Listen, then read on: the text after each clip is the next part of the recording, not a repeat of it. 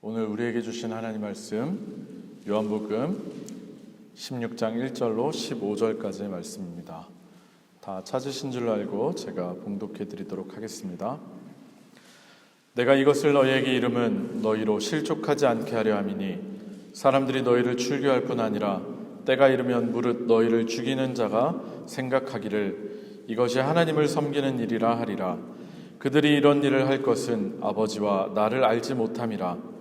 오직 너희에게 이 말을 한 것은 너희로 그때를 당하면 내가 너희에게 말한 이것을 기억나게 하려 함이요 처음부터 이 말을 하지 아니한 것은 내가 너희와 함께 있었음이라. 지금 내가 나를 보내신 이에게로 가는데 너희 중에서 나더러 어디로 가는지 묻는 자가 없고 도리어 내가 이 말을 함으로 너희 마음에 근심이 가득하였도다. 그러나 내가 너희에게 실상을 말하노니 내가 떠나가는 것이 너희에게 유익이라.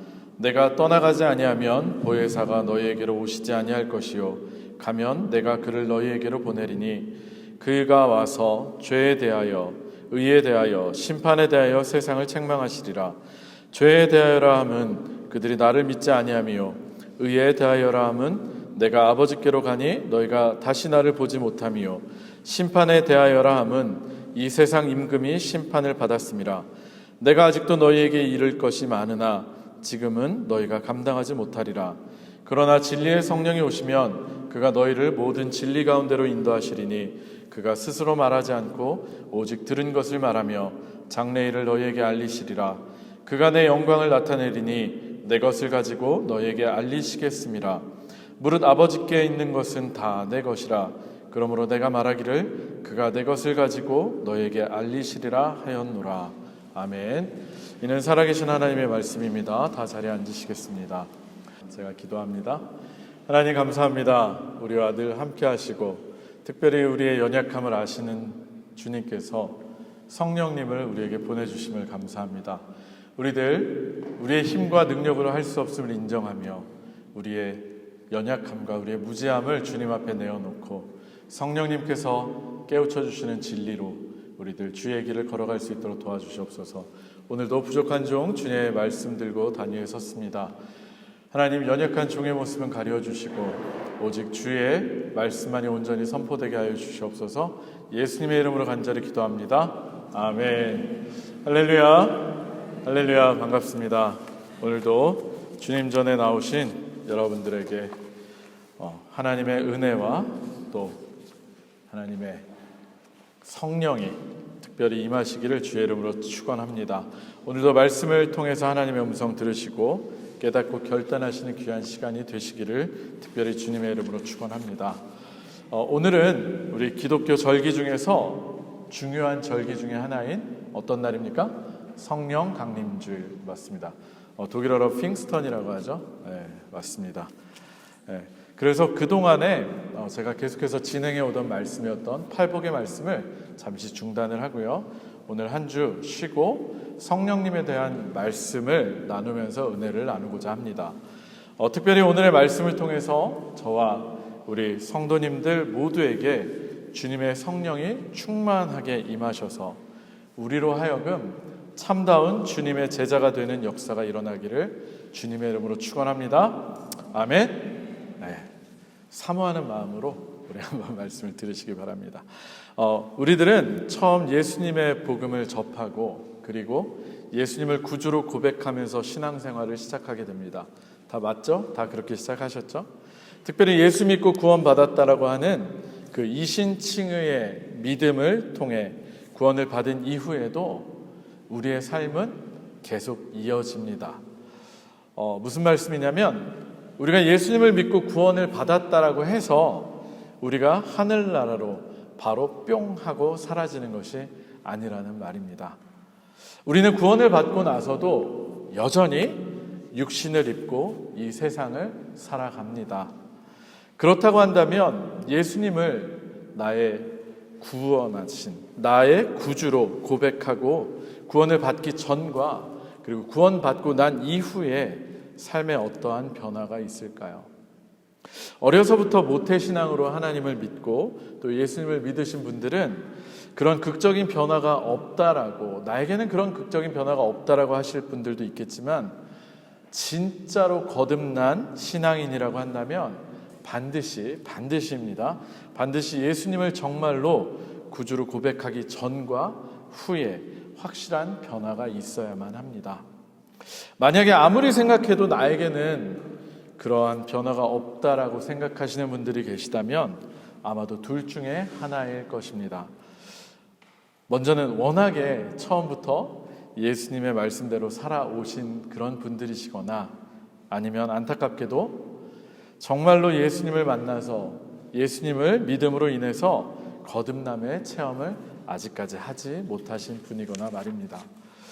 우리 그런 의미에서 한번 옆에 계신 분에게 한번 이렇게 질문해 봤으면 좋겠습니다.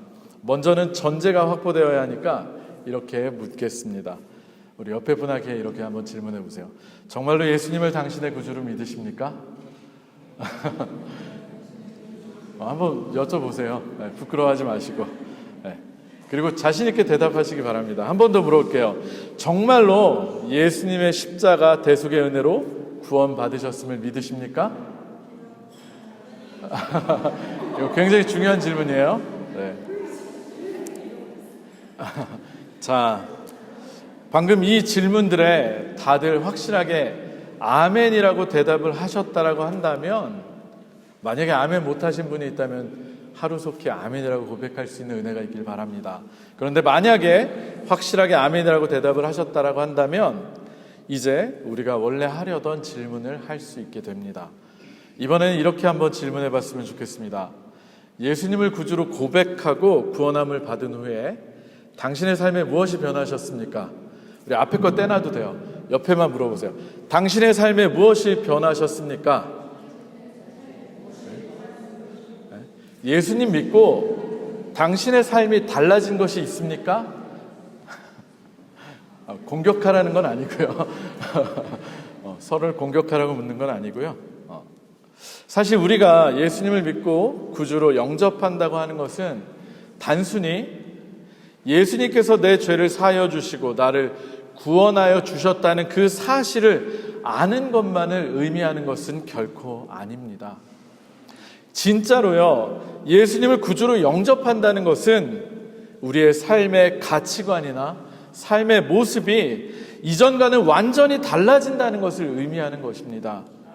저는 이것을 예전에 신학생 때부터 이렇게 이해를 해왔는데, 마치 우리 삶의 운영체제를 새롭게 깔아놓는 것과 같은 거라고 말입니다.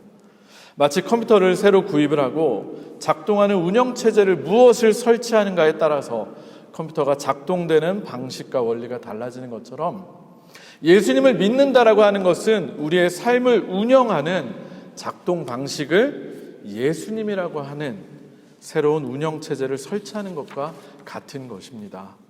따라서 이것은요, 전적으로 존재의 변화와 새로움을 가져오는 것입니다. 만약에 내가 정말로 예수님을 믿고 그분을 나의 구주로 여긴다라고 이야기하면서 그 사람의 가치관이나 행동이 여전히 예수님을 믿지 않는 세상 사람들과 동일하다고 한다면, 또는 예수 믿는다라고 하기 전과 동일하다고 한다면, 여러분들은 그 사람을 정말로 예수님을 믿는 사람이라고 평가하실 수 있겠습니까? 안타깝지만 결코 그럴 수가 없습니다. 이처럼 예수님을 나의 구주로 영접한다는 것은 이전과는 완전히 다른 가치관 그리고 삶의 모드를 가지고 살아가게 되는 것입니다. 오늘의 말씀을 보면요, 예수님께서 이제 이 땅에서의 사역을 마무리하실 때가 되어서 제자들에게 마지막 당부를 하시는 말씀이 나오고 있습니다. 사실 오늘 16장을 읽었지만 요한복음 14장에서부터 쭉 이어지는 말씀인데 16장까지 3장에 걸쳐서 쭉 예수님께서 마지막 이야기를 하고 계십니다. 오늘의 본문을 보면 예수님께서 자신이 이제 떠나야 할 때가 되신 것을 아셨기 때문에 남겨질 제자들을 염려하시면서 그들에게 당부의 말씀을 하고 있습니다. 그런데 당부의 말씀이 사실은 무섭고 두려운 경고의 말씀이기도 합니다. 우리 함께 요한복음 오늘의 본문 16장 1절과 2절을 같이 읽었으면 좋겠습니다. 오늘의 말씀 요한복음 16장 1절과 2절을 함께 읽도록 하겠습니다. 시작. 내가 이것을 너희에게 이름은 너희로 실족하지 않게 하려 함이니 사람들이 너희를 출교할 뿐 아니라 때가 이르면 무릇 너희를 죽이는 자가 생각하기를 이것이 하나님을 섬기는 일이라 하리라. 아멘. 예수님께서는 제자들이 실족하지 않게 하기 위해서 이것을 이른다라고 하시는데, 그 내용인즉 사람들로부터 출교를 당하게 되고 또 때가 이르면 어떻게 된다고요? 사람들로부터 죽임을 당한다라는 말씀을 하고 계신 것입니다. 이 얼마나 무섭고 두려운 경고의 말씀입니까? 여러분, 출교를 당한다라고 하는 것, 우리들에게는 별로 심각하게 느껴지지 않을 수 있겠지만 당시 사회에서는 어떤 의미를 갖는 것인 줄 아십니까? 그 사회로부터 완전히 제명을 당하는 것이고, 특별히 그로 인해서 어떠한 권리도 인정받지 못하고 심지어는 자신의 생명까지도, 안전까지도 담보받지 못하는 것을 의미한다는 것입니다. 그 사회로부터 완전히 소외되는 거예요. 누군가가 출교를 당한 사람을 죽인다라고 하더라도 전혀 처벌을 받지 않을 만큼 이제는 사람 취급을 받지 못한다는 것을 의미한다는 것입니다. 출교뿐만이 아니라 예수님께서는 정말로 때가 이르면 사람들로부터 죽임을 당한다라고 말씀하십니다. 출교보다 더 두려운 말씀 아닙니까? 그런데 안타까운 것은 그들을 죽이는 자들이 이것이 하나님을 섬기는 일이라고 생각을 하면서 그런 일을 한다고 말씀한다고 그렇게 기록되어 있는 것입니다.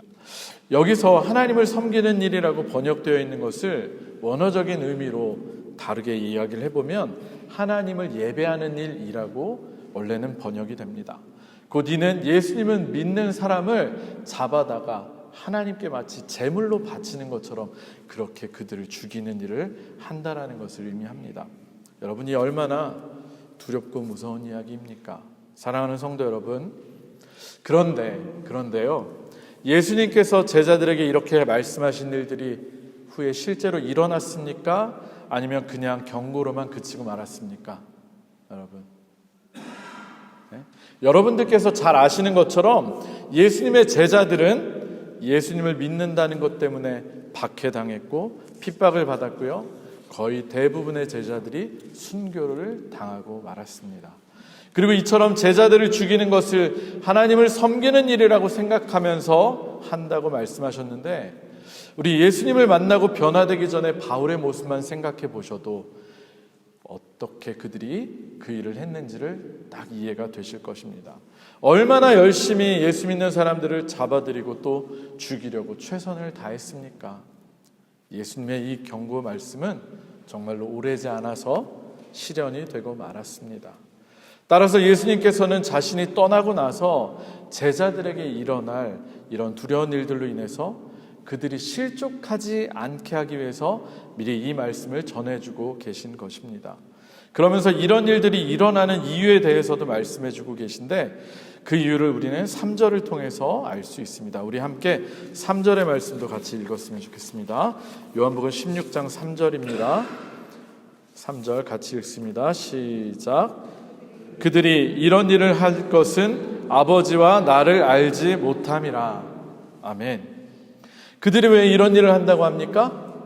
아버지와 나, 곧 하나님과 예수님을 알지 못하기 때문에 이런 일을 한다고 합니다. 결국 이것은 무엇을 의미합니까? 예수님을 알고 또 예수님을 통해서 하나님을 아는 자들은 자신들과는 전혀 다른 삶을 살게 되기 때문에 그들은 예수님을 믿는 자들을, 제자들을 인정할 수가 없었고 그들을 미워하고 결국은 죽이기까지 하게 된다는 것입니다.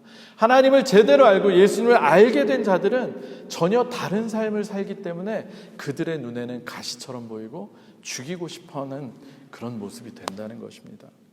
그리고 그들이 이렇게 어리석게 되는 이유는 그들이 하나님도 예수님도 알지 못하는 무지 때문이라고 밝히고 있습니다. 사랑하는 성도 여러분, 그런데 재밌는 것은요, 예수님이 제자들과 함께 하고 계시는 동안에는요, 예수님의 제자들 또한 예수님이 지금 하고 계신 말씀을 무엇을 의미하는지 제대로 이해하지를 못했다라는 것입니다. 실제로 예수님의 제자들 3년 동안이나 예수님과 함께 먹고 자고 배움을 가졌으면서 예수님의 말씀을 제대로 깨닫지도 못했고요, 이해를 하지 못했습니다. 그들은 진짜로 예수님이 누구신지, 그리고 왜 이 땅에 오셨는지, 그리고 어떤 방법으로 하나님의 일을 행하실지를 전혀 알지도 그리고 이해하지도 못했던 것입니다. 십자가의 죽음과 그리고 부활, 승천을 전혀 이해할 수 없었기 때문에 예수님께서 하나님께로 돌아가신다라고 할 때에도 그것이 어떤 의미인지를 전혀 깨닫지 못했습니다. 예수님께서 십자가에서 달려 돌아가실 때 그들이 다들 두려워서 도망을 친 것을 보면 여전히 그들이 아무것도 몰랐다는 걸 알 수 있습니다. 그러나 예수님께서 죽음을 이기시고 3일 만에 부활하시고 그들에게 다시 나타나셨을 때 그들은 부활의 주님을 통해서 이제야 서서히 예수님께서 말씀하신 것이 무엇인지를 깨닫기 시작했습니다. 그렇다라고 해서 그들이 온전히 모든 것을 알게 된 것은 아니었습니다. 제자들은 부활하신 주님과 계속 함께 있기만을 바랬고요, 여전히 자신들이 해야 할 일이 무엇인지를 잘 알지를 못했습니다. 그리고 결정적으로 아직은 그들의 삶이 변하지를 않았습니다. 그런 제자들에게 예수님께서는 오히려 예수님께서 제자들을 떠나는 것이 더욱 그들에게 유익한 것이라고 오늘의 본문을 통해서 말씀하고 계십니다. 우리 함께 오늘의 말씀 7절도 읽겠습니다. 7절의 말씀입니다. 시작. 그러나 내가 너희에게 실상을 말하노니 내가 떠나가는 것이 너희에게 유익이라. 내가 떠나가지 아니하면 보혜사가 너희에게로 오시지 아니할 것이요 가면 내가 그를 너희에게로 보내리니. 아멘. 예수님께서는 왜 자신이 떠나는 것이 오히려 유익이라고 말씀하셨습니까? 무슨 이유 때문에? 네, 맞습니다. 그것은 예수님이 가시고 보혜사를 보내주실 것이고 그 보혜사가 오는 것이 그들에게는 더욱 유익이기 때문입니다. 할렐루야. 사랑하는 성도 여러분, 예수님께서 보내시겠다고 하시는 이 보혜사가 누구십니까? 네, 맞습니다. 우리가 잘 아는 것처럼 성령님입니다. 예수님께서 이 땅에서 함께 계시는 것보다 오히려 성령님께서 오시는 것이 더욱 유익하다고 이야기를 하시는데 그 이유가 무엇 때문입니까? 우리 함께 8절의 말씀도 읽겠습니다. 그 이유가 8절에 나옵니다. 8절입니다. 시작. 그가 와서 죄에 대하여 의에 대하여 심판에 대하여 세상을 책망하시리라. 아멘. 성령님께서 오셔서 죄에 대하여 의에 대하여 심판에 대하여 세상을 책망하신다라고 하셨는데 그 구체적인 내용이 무엇인지는 우리 9절부터 11절을 통해서 설명하십니다. 우리 마지막입니다. 마지막으로 9절에서 11절까지도 읽겠습니다. 같이 읽습니다. 시작. 죄에 대하여라 함은 그들이 나를 믿지 아니하며 의에 대하여라 함은 내가 아버지께로 가니 너희가 다시 나를 보지 못하며 심판에 대하여라 함은 이 세상 임금이 심판을 받았음이라. 아멘. 여러분, 솔직히 읽어도 무슨 말씀인지 잘 모를 듯한 말씀이잖아요. 쉽게 생각해서 내용을 단순하게 바꿔보면 이해하기가 쉽습니다. 성령님께서 오시면 예수님을 믿게 되기 때문에 우리가 더 이상 죄에 대해서 책망을 받게 되지 않는다라는 것이고요, 하나님과 함께 하신 예수님을 성령님을 통해서 볼 수 있기 때문에 그래서 의에 대해서 책망받지 않게 되는 것이고, 예수님을 왕으로 삼게 되기 때문에 심판을 받지 않게 된다라는 말씀입니다. 결국 성령님께서 우리 안에 오시면 우리 안에 어떤 변화가 생기느냐? 예수님을 진짜로 믿게 되어서 우리의 죄의 문제가 정말로 해결함을 받고요, 그리고 예수님의 십자가 죄사함을 통해서 하나님으로부터 의롭다는 칭함을 받을 수 있게 되고, 그리고 예수님을 나의 왕으로 삼고 하늘나라를 얻는 하늘나라의 백성이 된다라는 것입니다. 그리고 그 성령님으로 인해서 이제는 성령님이 이끄시는 삶을 살아가게 되어 이전과는 전혀 다른 삶을 살게 된다는 것입니다. 특별히 진리의 성령님께서 우리들을 진리의 길로 인도하셔서 우리가 하나님의 영광을 돌리는 삶을 사는 길로 우리들을 이끌어 주신다라고 하는 것입니다. 사실 예수님께서 이 땅에 육신을 가지고 계속 계시면 우리와 늘 함께 하실 수가 없으십니다. 그런데 성령님은 어떠십니까? 우리들 안에 항상 계시면서 언제나 우리와 함께 하십니다. 그리고 우리에게 진리를 깨닫게 하시고 진리를 행할 수 있는 힘과 능력을 주십니다. 따라서 우리에게 성령이 오시는 것은 우리의 삶을 바꾸는 결정적인 계기가 되는 것입니다.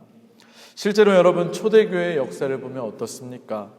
오순절 마가의 다락방에서 제자들에게 성령이 강하게 내려오신 그때부터 제자들의 삶이 완전히 변화된 것을 우리가 기억하지 않습니까? 학문을 전혀 하지 않았던 베드로도요, 성령님이 주시는 지혜로 많은 사람들 앞에서 예수님이 누구신지를 설교할 수 있었고요. 그리고 동시에 3,000명이 회개하는 놀라운 역사가 일어났습니다. 그에게 예수님이 누구신지 알게 하는 그 지혜 누가 주셨겠습니까? 바로 성령님이 주셨습니다. 예수님이 누구신지도 제대로 알지 못한 채 십자가 앞에서 배신하고 두려움에 도망쳤던 제자들이 이제는 담대하게 예수님을 위해서 목숨을 바치는 진리의 사도들로 변모하게 되었습니다. 어떻게 이런 변화가 일어날 수 있었습니까? 맞습니다. 그들에게 성령님이 임재하셨기 때문입니다. 성령님께서 오시면 예수님이 누구신지 깨닫게 되고 진리를 알게 되어서 우리가 행할 것이 무엇인지를 알게 하시고 전에 내가 내 힘으로는 할 수 없었던 일들을 할 수 있게 하십니다. 예수님의 말씀과 가르침들이 내 삶을 이끄는 운영체제가 되어서 내 삶의 가치관과 행동이 완전히 변화되게 되는 것입니다. 따라서 앞서 설교의 시작에서 예수님을 믿고 구원받았다라고 하면서 나의 삶에 변화가 없다라고 하시는 분들은 아직 성령으로 거듭나지 못하신 분들일 수도 있습니다. 그리고 예수님을 믿는다라고 하면서 여전히 가치관이 그리고 삶의 모습이 예수님의 삶의 모습과 또 가르침과 동떨어져 있다라고 한다면 그건 역시도 아직까지 성령으로 거듭나지 못했음을 나타내고 있는 것입니다. 따라서요, 정말로 구원받은 사람들로서 우리에게 반드시 있어야 할 것은 무엇입니까? 바로 성령님의 임재이십니다. 오직 성령님이 우리 안에 계실 때에만이 우리가 정말로 예수님을 참 주님으로 모시고 우리가 예수님의 참다운 제자가 될 수 있고요, 예수님의 말씀대로 살 수 있는 힘과 능력이 우리 안에 생기기 때문입니다. 사랑하는 성도 여러분, 예수님의 말씀과 가르침, 제가 맨날 말씀드리잖아요. 한마디로 표현하면 무엇입니까? 예수님의 말씀과 가르침, 그리고 그분의 삶이 딱 한마디로 정리되지 않습니까? 바로 하나님을 사랑하고 이웃을 사랑하라는 것. 그런데 여러분, 우리가 정말로 하나님을 사랑할 수 있으십니까? 여러분은 정말로 하나님을 사랑하고 계십니까? 죄송합니다. 하나님을 사랑한다는 것은 세상의 가치관을 따르는 삶을 살지 않는다는 것을 의미합니다. 세상은 재물을 쌓으라고 하고 힘을 가지라고 하고 높은 자리를 차지해야 한다고 우리들에게 가르칩니다. 그러나 하나님의 나라의 가치관은 어떻습니까? 재물을 사랑하기보다는 하나님을 사랑해서 그 재물을 어려운 사람들에게 나누라고 말씀하십니다. 힘을 가지기보다는 낮은 곳을 향하라고 합니다. 세상적으로 출세하고 높임을 받기보다는 예수님을 위해서 낮은 곳으로 빛도 없이 이름도 없이 가서 섬기라고 말씀하십니다. 이웃사랑은 또 어떻습니까? 여러분들은 누군가를 진정으로 사랑할 수 있으십니까? 내 마음에 들지 않고 나를 힘들게 하는 사람을 용서하고 사랑할 수 있으십니까? 원수까지도 사랑하는 예수님의 말씀을 정말로 여러분들의 삶 속에서 실천하고 계십니까? 우리가 이미 경험해서 아는 것처럼 예수님을 믿기 때문에 우리의 삶의 가치관이 변화되고 우리의 삶이 달라질 수 있는 것은 전적으로 내 힘으로는 불가능한 것입니다. 도저히 못하겠습니다. 그게 정직한 우리들의 고백입니다. 진리를 위해서 목숨을 바치면서까지 예수님을 전하고 그분의 가르침을 따르는 삶을 사는 것, 그것은 정말로요 성령님께서 역사하셔야만 할 수 있는 것입니다. 그러나 우리가 정말로 구원받은 자, 그리고 예수님의 제자라면 반드시입니다. 반드시 우리는 그렇게 해야만 하는 일인 것입니다.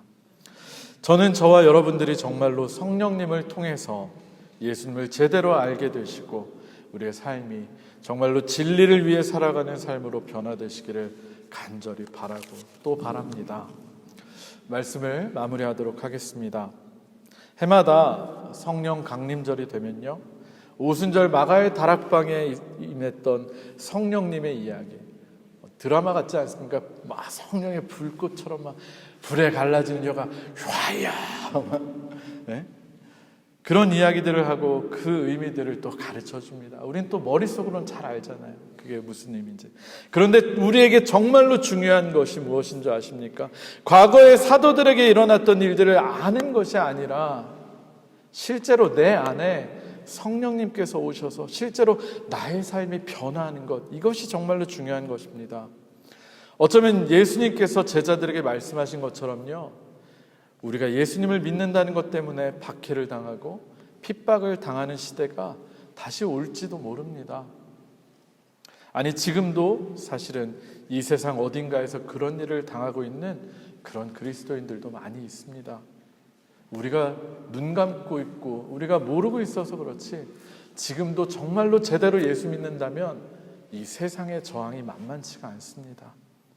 과연 우리는 만약에 그런 상황이 닥쳐온다면 정말로 주님 때문에 목숨까지도 바칠 수 있겠습니까?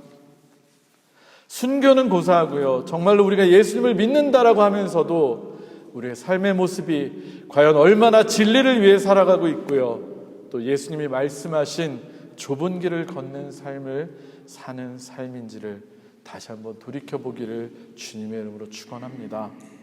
신앙생활을 한 횟수는 점점 늘어나는데 20년, 30년, 40년, 아니 평생을 신앙생활을 했는데도 전혀 변화도 없고 예수님의 가르침을 삶으로 살아내지 못하는 그런 우리의 연약한 모습이 아니라 성령님께서 내 안에 오셔서 이제는 내 삶의 최고의 가치가 하나님이고 특별히 하나님의 나라를 확장하는 것이 되시기를 주님의 이름으로 축원합니다. 단순히 예수님을 믿는 목적이 이 땅에서의 내 삶이 더욱 풍요롭고 평안하기만을 바라는 것이 아니라 오히려 예수님의 말씀을 지켜내기 위해서 신음하며 몸부림치는 우리들이 되시기를 주님의 이름으로 축원합니다. 교인은 많으나 참다운 믿음을 가진 제자를 찾아보기 힘든 오늘날의 세상 속에서 하나님의 기뻐하시는 참다운 제자들이 다들 되시는 우리 한인교회 성도님들이 되시기를 주님의 이름으로 축원합니다. 특별히 기도를 통해서 성령님의 임재를 간구하십시오. 그리고 성령님에게 여러분들의 삶의 핸들을 맡기십시오. 반드시 주님께서 간절히 구하는 자에게, 사모하는 자에게 성령님을 부어주시고 우리의 삶을 하나님 보시기에 아름다운 삶, 복된 삶으로 이끌어 주실 것입니다. 예수님의 제자들이 그랬듯이 여러분들도 정말로 세상이 감당할 수 없는 그런 분들이 되실 줄로 저는 믿습니다. 예수님의 말씀을 깨닫고 그 말씀대로 살아가는 것 결코 내 힘으로 할 수 없음을 인정하시고 성령님의 힘과 능력을 사모하시기를 바랍니다. 반드시 여러분들에게 성령님의 충만한 임재가 가득하시고 여러분들의 삶을 완전히 변화시켜 주실 것입니다. 그리고 여러분들의 삶을 통해, 그리고 우리를 통해 하나님께서 큰 영광 받으실 줄로 믿습니다. 아멘. 우리 시간에 잠깐 찬양하고 기도하기 원합니다. 주보에 제가 복사해 놓은 찬양입니다. 예전에 2000년도에 부흥 2000이라는 거기에 있던 곳 찬양인데요. 거짓과 탐욕의 죄악에 무너진 우리 가슴 정결케 할 수 있는 것 바로 성령님입니다. 신앙은 오랜 세월 믿었다라고 자부하지만 조금도 변화되지 못하고 하나님 말씀대로 조금도 살지 못하고 있는 우리들, 바로 진리의 성령님께서 우리에게 임할 때 우리의 영이 변하고 이 땅이 또 회복될 줄로 믿습니다. 우리 같이 찬양합니다. 오소서 진리의 성령님, 이 땅은 들면 임하소서. 거짓과 탐욕 죄악에 무너진 우리 가슴 정케 하소서. 오소서 은혜의 성령님, 우리 성령님을 사모하며 찬양합니다.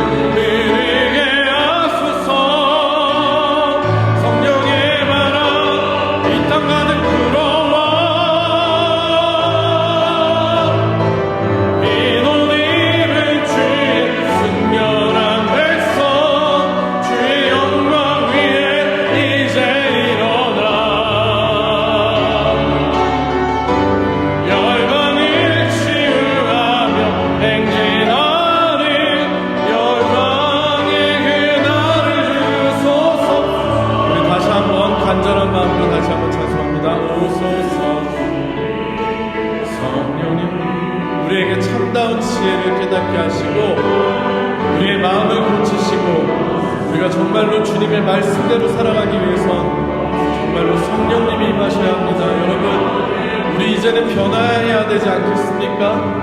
우리 정말 이제는 달라져야 되지 않겠습니까? 다시 한번 사모하며 찬송합니다. 오소서 은혜의 성령님, 하늘 가르고 임하소서. 하늘 가르고 임하소서. 거룩한 불꽃 하늘로서 임하사 타오르게 하소서. 주 영광 위에 불의 불길 타오르게 하소서. 진리의 말씀 이 땅 새롭게 하소서.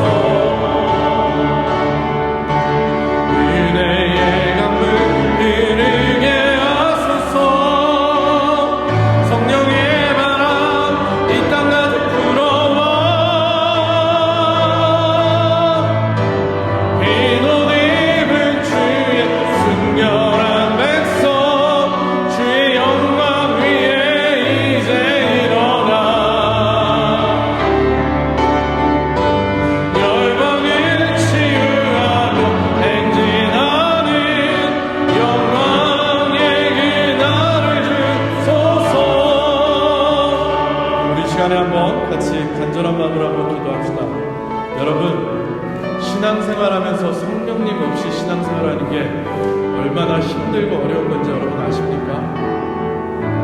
아무리 말씀을 듣고 읽어도 우리 성령님이 함께하지 않으시면 그저 따분한 이야기, 졸리는 이야기밖에 안 되고요, 교회에 와도 신앙생활에도 기쁨이 없습니다. 늘 하나님의 말씀을 들어도 전혀 내 삶의 변화를 가져오지 못하는 나와 동떨어진 말씀으로 그냥 그렇게 믿게 되고 결국은 우리가 참다운 주님의 제자로 주님과의 관계를 맺지 못하는 안타까운 모습이 됩니다. 여러분, 정말로 저는 여러분 모두에게 우리 주의 성령이 임하기 원합니다. 그래서 우리가 정말로 변화되고 하나님의 참다운 말씀을 지켜가는 자녀들로서 예수님의 참된 제자가 되기 원합니다. 이 시간 우리 한번 기도합시다. 하나님, 우리 모두에게 성령을 부어주시옵소서. 우리 안에 계신 성령님께서 이제는 우리의 삶을 진리로 이끄는 능력으로 우리의 삶을 변화시켜 달라고 우리 한번 같이 기도하실 때 우리들의 모두에게 하나님의 성령이 충만하게 부어질 줄 믿습니다. 우리 같이 기도합시다. 하나님 아버지, 우리 이 시간 기도합니다. 하나님, 간절히 사모하는 자에게 하나님께서 가장 좋은 것으로 주신다고 하셨는데 우리에게 주의 성령이 임하는 것만큼 좋은 것이 없습니다. 하나님, 신앙생활 아무리 오래 하고 평생을 예수 믿는다고 하지만 우리는 우리 힘으로는 하나님의 말씀을 온전히 깨닫지도 못하고 예수님이 누구인지도 알지 못하고, 그리고 무엇보다 하나님의 말씀대로 결코 살 수가 없습니다. 하나님, 구원받은 자로서 우리의 삶의 증거가 나타나야 할 터인데 우리는 여전히 연약하고 여전히 하나님의 말씀과는 동떨어진 삶을 살며 세상 사람들과 조금도 구별되지 못하는 그런 우리의 모습 때문에 여전히 우리는 좌절합니다. 하나님, 주님 앞에 겸손히 나아갑니다. 내 힘으로 내 능력으로 할 수 없음을 고백합니다. 지금까지 예수 믿었다라고 하지만 온전히 주님과 참 교제를 하지 못했음을 용서하시고, 하나님, 우리를 불쌍히 여기셔서 우리를 고아처럼 버려두지 마시고 하나님, 당신의 성령을 우리에게 부어주셔서 우리의 심령 깊숙한 곳에서부터 우리의 영혼 가득하게 주님의 영이 채워져서 우리가 이제는 변하게 하여 주시옵소서. 하나님을 온전히 사랑하는 자 되게 하여 주시옵소서. 세상의 가치관을 쫓지 않게 하시고 내 기준과 내 판단이 아니라 하나님의 말씀이 기준이 되게 하시고, 하나님, 정말로 하나님을 사랑하는 마음으로 이웃을, 심지어는 나를 힘들게 하고 어렵게 하는 사람들까지도 용서하고 사랑할 수 있도록 도와주시옵소서. 하나님, 우리가 내 형제 자매 또한 용서하지 못한다면 어찌 우리가 용서받은 죄인이라고 할 수 있겠습니까? 주님의 그 죄 사함의 은혜를 받은 우리들로서 우리들도 이제는 주님이 시키시는 대로 정말 우리의 자존심과 우리의 성품을 내려놓고 온전히 성령님의 역사하심으로 우리 안에 참된 회복이, 사랑이, 우리 안에 참된 하나됨이 있게 하여 주시옵소서. 하나님, 우리의 기도를 들으시고 역사하여 주시옵소서. 제가 잠시 기도하겠습니다. 하나님, 오늘도 우리는 해마다 찾아오는 절기로서 성령 강림주의를 또한 지내고 있습니다. 하나님, 성령님에 대한 설교 수많이 들었고 우리는 성령님에 대해서도 알고 있는 듯 합니다. 그러나 우리의 삶에 진정한 변화가 아직까지 없었음을 볼 때 우리는 어쩌면 성령님의 충만한 역사를 경험하지 못한 고아와도 같은 불쌍한 자들인 줄로 믿습니다. 하나님, 우리를 고아처럼 버려두지 마시고 우리 힘으로 할 수 없음을 주님께 고백하오니 우리 힘으로 온전히 하나님을 알지도 예수님을 구주로 고백하지도 그리고 우리가 하나님 사랑과 이웃사랑을 실천할 수도 없음을 고백하오니 이제 우리에게 주의 진리의 영이 임하게 하여 주시옵소서. 하나님, 우리 평생을 예수 믿었지만 이대로 가면 안 되지 않습니까? 우리 정말로 이젠 우리의 삶을 변화시키는 성령의 역사가 우리들 속에 일어나게 하시고 내가 변화되고 우리가 변화되어 이 땅이 온전히 회복되는 역사 있게 하여 주시옵소서. 하나님께서 우리 가운데 말씀하시고 우리가 부르짖게 하셨음에 감사합니다. 주의 성령이 우리에게 채워 주시옵소서. 예수님의 이름으로 간절히 기도합니다. 아멘.